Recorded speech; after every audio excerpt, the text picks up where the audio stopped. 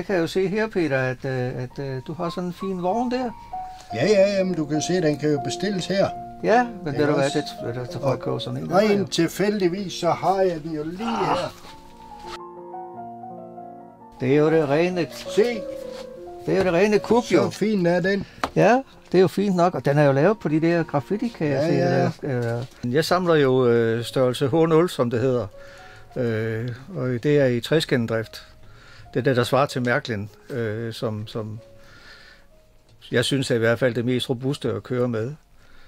Og det har jeg så samlet på i 50-55 år snart. Jeg har ikke stort anlæg derhjemme, men jeg samler, og så kører jeg ned hos en kollega, som jeg har, og så kører jeg med det tog, og så bliver det taget med hjem igen og bliver sat ind på plads. Og jeg har jo så en vitrine, ligesom sådan en, der står her, stående med modeltog derhjemme. Og det er jo lidt de der natvogne, de har lavet også. Ja.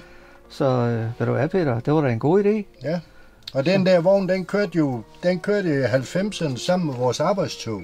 Ja, det gule arbejdstog, det har jeg jo. Ja. Og så vil den vil jo passe lige ind i billedet. Det vil da være fantastisk at få fat i sådan en der.